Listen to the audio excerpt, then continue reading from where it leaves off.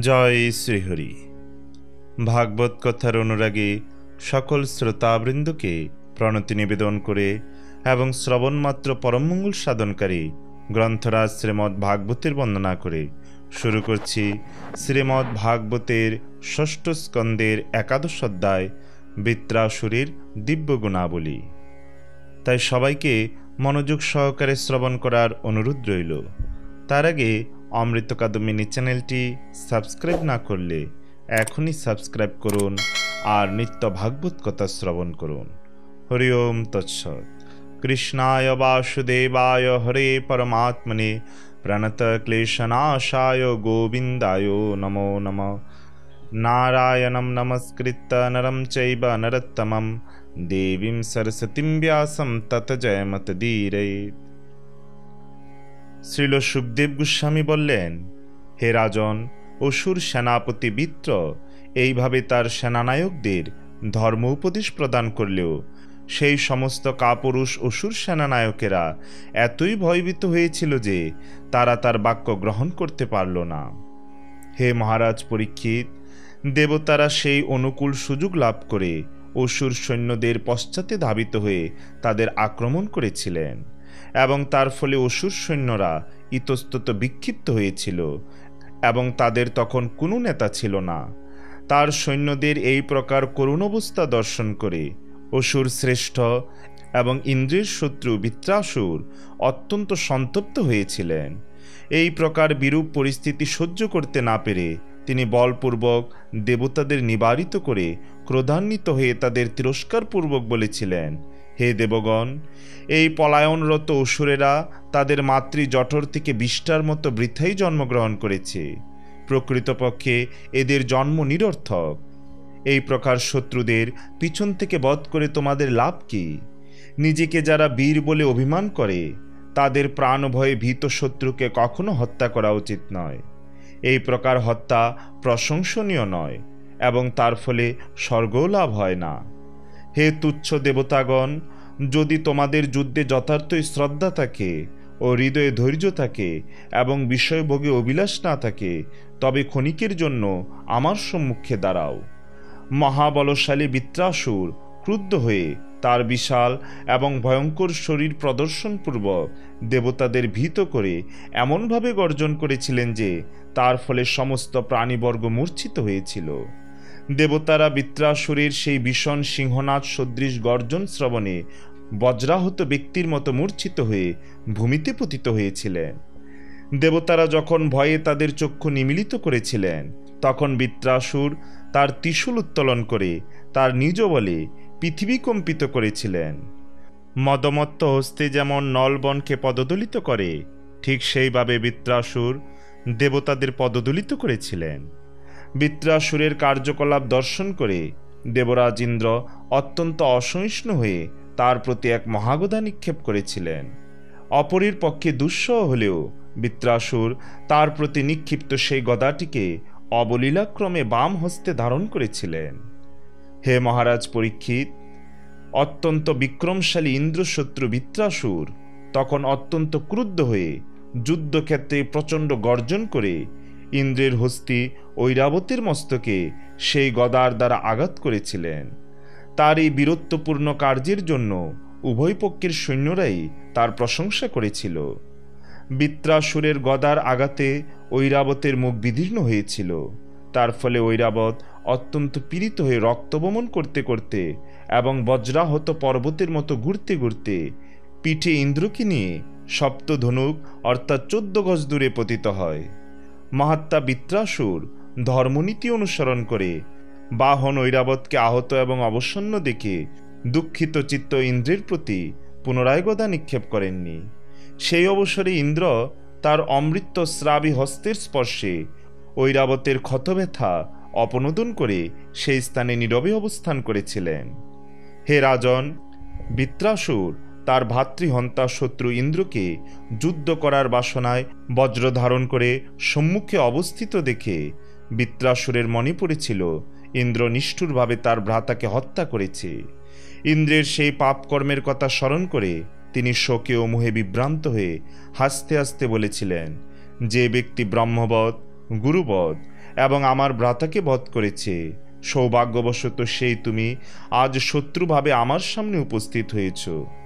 হে পাপিষ্ট, আমি যখন আমার ত্রিশূলের দ্বারা তোমার পাষাণতুল্য হৃদয় বিদীর্ণ করব, তখন আমি আমার ভাতৃঋণ থেকে মুক্ত হব। কেবল স্বর্গকামনায় তুমি, আত্মজ্ঞানী নিষ্পাপ, তোমার যজ্ঞের প্রধান পুরোহিত রূপে নিযুক্ত যোগ্য ব্রাহ্মণ আমার জ্যেষ্ঠ ভ্রাতাকে হত্যা করেছ। তিনি ছিলেন তোমার গুরু, কিন্তু তোমার যজ্ঞ অনুষ্ঠানের দায়িত্বভার তার উপর অর্পণ করা সত্ত্বেও তুমি নির্দয়ভাবে তোমার খড়গের দ্বারা একটি পশুর মতো তার শিরচ্ছেদ করেছ। হে ইন্দ্র, তুমি লজ্জা, দয়া, কীর্তি এবং ঐশ্বর্য থেকে ভ্রষ্ট হয়েছ। নিজ কর্মবশে এই সমস্ত সদ্গুণ থেকে বঞ্চিত হয়ে তুমি রাক্ষসদেরও নিন্দনীয় হয়েছ। এখন আমি আমার ত্রিশূলের দ্বারা তোমার দেহ বিদীর্ণ করব। তার ফলে তোমাকে অতি কষ্টে মরতে হবে এবং তোমার মৃত্যুর পর অগ্নিও তোমাকে স্পর্শ করবে না, কেবল শকুনেরা তোমার দেহভক্ষণ করবে।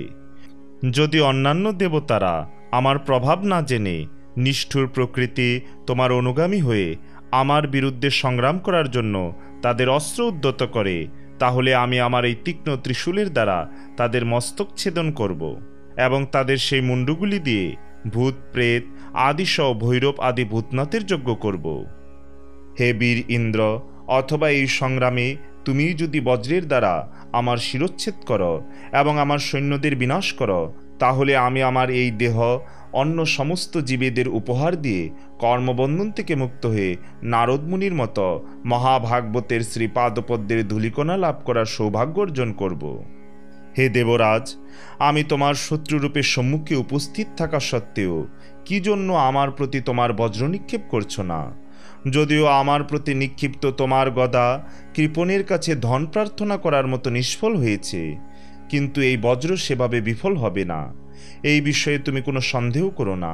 হে দেবরাজ ইন্দ্র, তুমি আমাকে বধ করার জন্য যে বজ্র ধারণ করেছ তা ভগবান শ্রীবিষ্ণুর তেজে এবং দদিচি মুনির তপস্যায় অত্যন্ত তেজযুক্ত হয়েছে। তুমিও যেহেতু ভগবান শ্রীবিষ্ণুর আদেশে আমাকে হত্যা করার জন্য এসেছ, সুতরাং তোমার বজ্রের আঘাতে যে আমার মৃত্যু হবে তাতে কোনো সন্দেহ নেই। ভগবান শ্রীবিষ্ণু তোমার পক্ষ অবলম্বন করেছেন, তাই তোমার বিজয়, সমৃদ্ধি এবং সমস্ত সদ্গুণ অবশ্যম্ভাবী। তোমার বজ্রের প্রভাবে আমি সংসার বন্ধন থেকে মুক্ত হব এবং এই দেহ ও জড়বাসনা সমন্বিত এই জগৎ ত্যাগ করব। ভগবান শঙ্কর্ষণের শ্রী পাদপদ্মে আমার চিত্ত স্থির করে আমি নারদ মুনি আদি মহান ঋষিদের গতিলাভ করব, যে কথা ভগবান শঙ্কর্ষণ স্বয়ং বলেছেন। যারা ভগবানের শ্রী পাদপদ্মে সম্পূর্ণরূপে শরণাগত এবং সর্বদা ঐকান্তিকভাবে তার শ্রী পাদপদ্মের চিন্তায় মগ্ন, তাদের ভগবান তার নিজজন বা সেবকরূপে স্বীকার করেন। স্বর্গমর্ত এবং পাতালে যে সম্পদ রয়েছে তা তিনি তাদের দান করেন না, কারণ এই ত্রিভুবনের ঐশ্বর্যের ফলে শত্রুতা, উদ্বেগ, মনস্তাপ, গর্ব এবং কলহের সৃষ্টি হয়। তখন সেই সম্পদ বৃদ্ধি করার জন্য এবং সংরক্ষণের জন্য তাকে অধিক প্রয়াস করতে হয় এবং সেই সম্পদ হারালে তখন তার গভীর দুঃখ হয়। হে ইন্দ্র, আমাদের প্রভু ভগবান তার ভক্তদের ধর্ম, অর্থ এবং কামের প্রয়াস করতে নিষেধ করেন।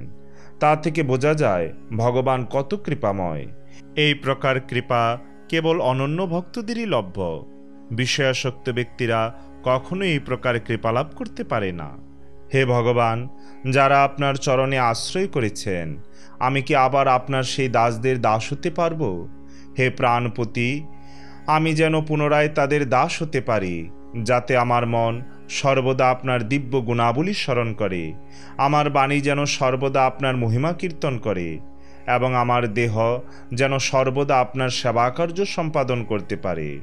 হে সর্ব সৌভাগ্যের উৎস, আমি আপনার শ্রীপাদপদ্ম ত্যাগ করে ধ্রুবলোক, ব্রহ্মপদ, পৃথিবীর একচ্ছত্র আধিপত্য, অষ্টযোগ সিদ্ধি, এমনকি মোক্ষ লাভ করতে চাই না। হে অরবিন্দাক্ষ, অজাতপক্ষ, পক্ষী শাবক যেমন মাতার আগমনের প্রতীক্ষা করে, রজ্জুবদ্ধ গোবৎস যেমন ক্ষুধায় পীড়িত হয়ে কখন স্তন্যপান করবে তার জন্য উন্মুখ হয়ে থাকে, বিষণ্ণা প্রেয়সী পত্নী যেভাবে প্রবাসী পতির দর্শনের অভিলাষ করে, আমার মনও সর্বদা সেইভাবে আপনার সেবা করার আকাঙ্ক্ষা করছে। হে নাথ, আমি আমার কর্মের ফলে সংসার চক্রে ভ্রমণ করছি, তাই আমি যেন আপনার পুণ্য কীর্তি ভক্তগণের সঙ্গে সখ্যলাভ করতে পারি। আপনার মায়ার প্রভাবে আমার চিত্ত যে দেহ, পুত্র, কলত্র, গৃহ প্রবৃত্তির প্রতি আসক্ত হয়েছে, তাতে যেন আর আসক্তি না থাকে। আমার মন প্রাণ সব কিছুই যেন আপনাতেই আসক্ত হয়। ওম তৎসৎ ইতি শ্রীমন্মহর্ষি ব্যাসদেব প্রণীত পারমহংসী সংহিতা শ্রীমদ্ ভাগবত মহাপুরাণের ষষ্ঠ স্কন্দের একাদশ অধ্যায় সমাপ্ত। পরবর্তীতে আমরা শ্রবণ করব শ্রীমদ্ ভাগবতের ষষ্ঠ স্কন্দের দ্বাদশ অধ্যায় বৃত্রাসুরের মহিমান্বিত মৃত্যু। তাই সবাইকে পরবর্তী ভিডিও দেখার আমন্ত্রণ রইল। জয় জয় গ্রন্থরাজ শ্রী শ্রীমদ্ ভাগবত মহাপুরাণের জয়। জয় জয় ভাগবত কথা শ্রবণকারী ভক্তবৃন্দের জয়। জয় শ্রীকৃষ্ণ চৈতন্য প্রভু নিত্যানন্দ শ্রী অদ্বৈত গদাধর শ্রীবাসাদি শ্রী গৌর ভক্তবৃন্দ। হরে কৃষ্ণ কৃষ্ণ কৃষ্ণ হরে হরে, হরে রাম রাম রাম হরে হরে। জয় শ্রী হরি।